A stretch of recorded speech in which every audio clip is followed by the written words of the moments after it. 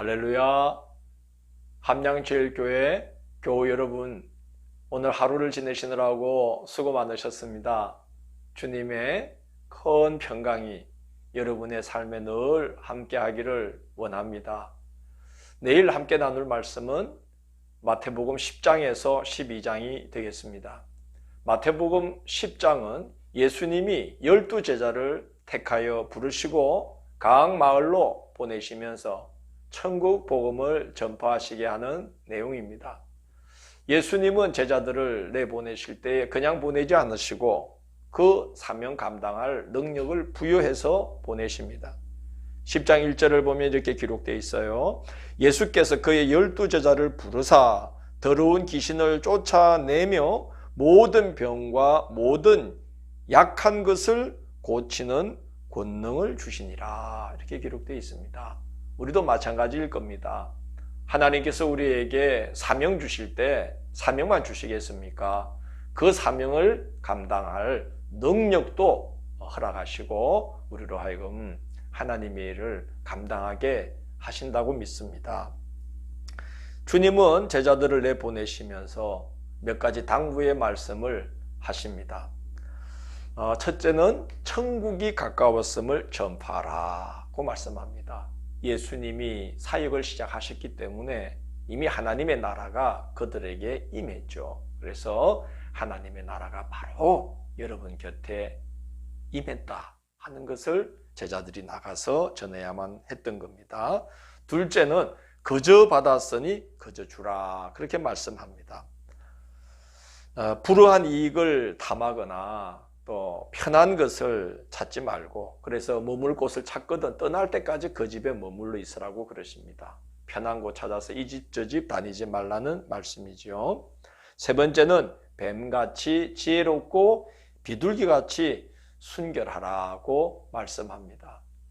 왜냐하면 제자들은 그 이리때 가운데로 보내지는 양무리와 같기 때문에 그런 것입니다.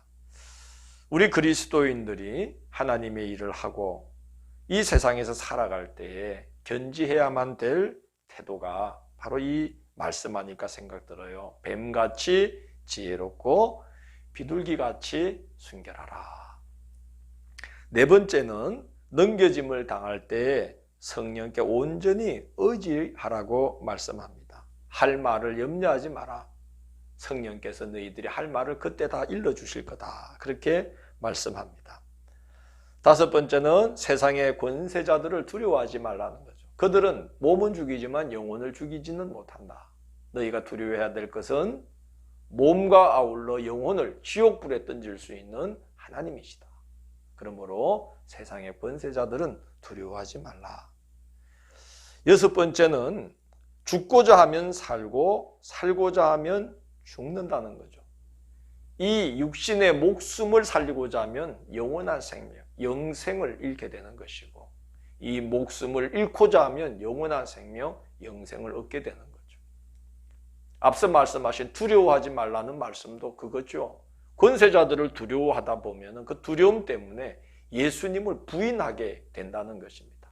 그래서 예수님을 부인하는 일이 없도록 두려워하지 말고, 그리고 죽고자 하면 영원한 생명을 잃지 않는 그런 은혜를 누릴 수 있다는 겁니다. 일곱 번째는 당당하게 전하라고 말씀합니다. 왜냐하면 선지자의 이름으로 선지자를 영접하면 선지자의 상을 받는 것인데, 누군가 너희에게 냉수한 것이라도 주는 자는 그건 나를 대접하는 것과 같은 것이다. 그러므로 너희는 당당하게 선지자로서의 역할을 감당하라, 그렇게 당부하십니다. 그 다음에 나오는 이제 내용은 말이죠. 예수께서 참 그 시대가 얼마나 악한 시대인가 하는 것을 탄식하시는 내용입니다. 세례요한이 옥에서 예수님께 제자들을 보내어서 오실 그분이 당신입니까? 하고 묻습니다. 예수님은 그리스도가 오실 때 어떤 일이 일어날 것인지 성경에 예고된 대로 나를 통해서 그런 일들이 일어나고 있다. 가서 너희가 보고 들은 바를 요한에게 일러주라. 그렇게 말씀을 하신 다음에 세례 요한이야말로 여인이 낳은 자 중에 가장 위대한 자다. 요한보다 큰 이가 일어날 수가 있겠느냐. 그러나 천국에서는 지극히 작은 자라도 그보다 크다라는 말씀을 제자들에게 하십니다. 무슨 말씀인가 하면은 세례 요한이 하나님의 구원의 역사에 있어서 차지하는 그 비중은 이루 말할 수 없이 크지요. 그렇지만 예수님이 오셔서 하나님 나라를 열고 또 그 나라를 드러내시는 것을 세례 요한은 보지를 못했습니다. 거기까지가 세례 요한에게 허락된 것이지요. 그래서 예수님은 마태복음 11장 13절을 보면 모든 선지자와 율법이 예언한 것은 요한까지니 라고 말씀을 합니다. 그래서 예수님이 몸을 입고 오셔서 그리스도로서의 사역을 펼치는 모습을 보고 그 말씀을 듣는 너희들을, 이 세대 사람들이 얼마나 복된 사람들인가 하는 것을 일러주고 계신 것이죠. 자, 그러나 복을 복인 줄 모르면 무슨 소용이 있겠습니까? 유대인들은 복을 복인 줄도 모르고 있었습니다. 예수님은 그 세대 사람들을 비유하기를 장터에 놀고 있는 아이들과 같다. 그 아이들이 놀면서 결혼식과 장례식, 흉내내는 놀이를 했던 것 같아요. 그래서 피리를 불면 막 춤을 춰줘야 되는데 피리를 부는데 춤을 안 춰주니까 애들이 놀면서 야, 피리를 불면 춤을 춰야지 그렇게 한 거예요. 또 막 곡을 하면은 장례식에 온 것처럼 가슴을 치면서 애통해야 되는데 아이들이 반응을 안 하면 또 놀면서 애들이 야, 내가 곡을 했는데 넌 가슴을 쳐야지. 이제 그렇게 아이들이 서로 장터에서 노는 것처럼 그 비유를 드시면서 어떻게 이 시대 사람들은 피리를 부르도 춤출 줄 모르고 곡을 해도 가슴을 칠 줄 모르느냐 하면서 세례 요한이 와서 근신하며 하나님의 나라를 전했더니 귀신이 들렸다고 하면서 조롱하고, 내가 와서 사람들을 하나님의 큰 사랑으로 품으니까 먹고 마시기를 즐기며 세리와 죄인의 친구가 된 자다 하면서 예수님을 비웃고 거역했던 것입니다. 그래서 예수님은 그 세대 사람들을 장터에 앉은 아이들의 놀이와 같다. 그렇게 이제 비유를 하시는 겁니다. 그 이후에 이제 그 기록된 12장의 말씀은 그 병든 종교가 얼마나 심각하냐 하는 걸 보여줍니다. 율법주의, 형식주의, 또 장로들의 전통, 조상들의 유전에 얽매여 있는 그 시대의 영적 상황을 12장은 드러냅니다. 안식일에 제자들이 밀밭 사이를 지나다가 출출하니까 이삭을 잘라 먹었어요. 근데 바리새인들이 그 모습을 보고 예수님에게 따집니다. 저들이 왜 안식일에 해서는 안 될 일을 합니까? 하고 따집니다. 그들은 그 제자들이 이삭을 잘라서 비벼 먹은 것을 추수를 하고 탈곡을 한 그 행위로 안식일에 노동을 한 것으로 해석을 한 것이죠. 그게 바로 서기관들, 율법 교사들이 율법의 해석에 해석을 더하면서 만들어낸 규례들, 조상들의 유전, 장로들의 전통인 것입니다.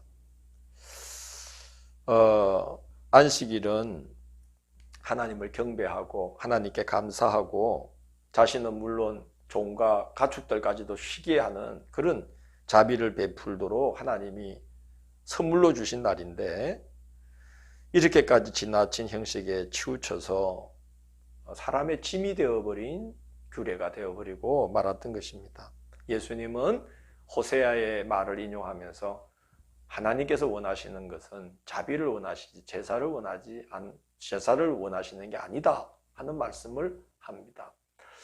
제사를 하나님이 왜 원하지 않겠어요?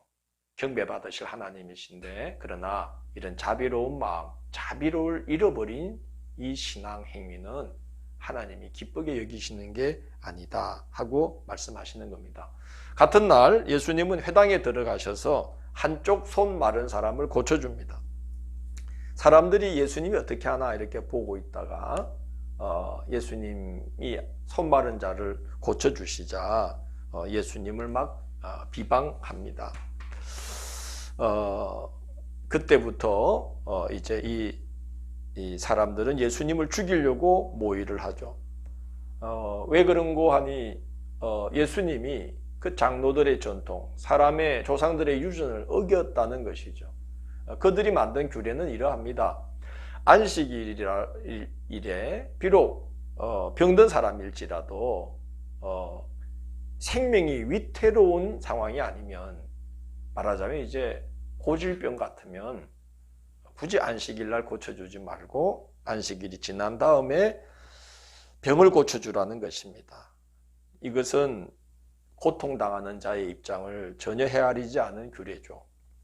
예수님은 이런 말씀합니다. 양 한 마리가, 당신네 양 한 마리가 구덩이에 빠졌다면 목숨이 위태롭지 않게 보이네. 그리고 하루 지나서 건져주겠냐 그거예요. 당장에 건져내지 않겠냐 그거죠. 하물며 사람이 양보다 얼마나 더 귀한데 그를 고통 중에 두겠느냐. 당장 그를 고통에서 구해주는 게 그게 하나님의 뜻이 아니겠느냐 하고 말씀합니다. 그러나 바리새인들은 예수님을 그 일로 인해서 이제 죽이려고 입을 맞추기 시작합니다. 그날 예수님은 귀신 들려서 눈 멀고 말 못하는 사람도 고쳐주십니다. 사람들이 그 사건을 보고 이가 바로 우리가 기대하고 오시리라 예고된 다윗의 자손 그리스도가 아닐까 그러자 바리새인들은 그 백성들의 그 기대에 찬물을 끼얹는 말을 하죠. 그는 귀신의 왕 바알세불을 힘입고 귀신을 쫓아낸 것이다. 귀신의 왕을 힘입지 않고서 어떻게 귀신을 쫓아내겠느냐. 그러면서 예수님이 나타내신 하나님의 권능을 귀신의 노름으로 폄하해 버립니다. 그래서 예수님이 12장 31절에 보면 사람에 대한 모든 죄와 모독은 사하심을 얻되 성령을 모독하는 것은 사하심을 얻지 못한다 라면서 책망하십니다. 서기관과 바리새인들 몇이 예수님께 와서 당신이 그리스도라면 표적을 좀 보여주시오라고 요구합니다. 마가복음 8장 11절에도 같은 사건이 기록되어 있는데요. 거기서는 바리새인들이 예수님께 하늘로부터 오는 표적을 보여달라고 요구합니다. 말하자면 만나를 내리는 것과 같은 그런 이제 기적을 보여달라는 것이죠. 표적이라는 것은 하나님이 전하고자 하시는 메시지가 담겨 있는 기적적인 사건을 표적이다 그렇게 말합니다. 이 바리새인들이 예수님께 와서 당신이 정말 그리스도라면 그 정도의 표적을 한번 보여주면 믿겠다 하는 것이죠. 이 바리새인들이 그런 표적을 보여준다고 믿었겠습니까? 제가 볼 때 이 사람들은 배부른 사람들이에요. 예수님이 그랬습니다. 심령이 가난한 자는 복이 있나니 천국이 저희 것이며 라고 했습니다. 이 말씀 뭡니까?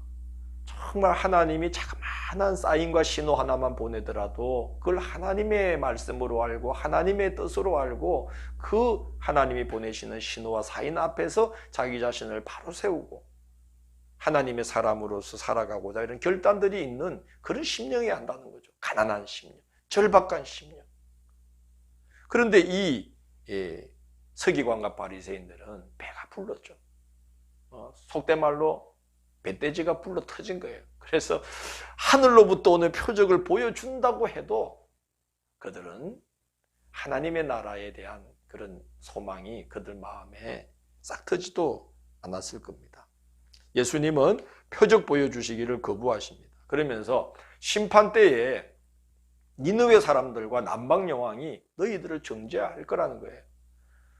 니느웨 사람들은 요나 같은 선지자가 말씀 전하기 싫어서 억지로 사나흘을 걸어가야 되는 그 성읍에 한낮을 걸으면서 전한 말씀을 듣고도 회개해서 하나님의 심판을 면했는데, 또 남방 여인은 솔로몬 같은 여왕은 솔로몬 같은 사람의 지혜를 얻으려고 들어보려고 그 먼 땅 끝에서 왔는데, 지금 요나와 비교될 수 없는 분, 그 솔로몬의 지혜는 그분에게 감히 비할 바 되지 못하는 그런 예수님이 오셔서 말씀을 전하고 능력을 드러내고 지혜를 드러내고 계신데도 유대인들은 믿지 않고 하늘로부터 오는 표적을 요구하고 있었던 겁니다.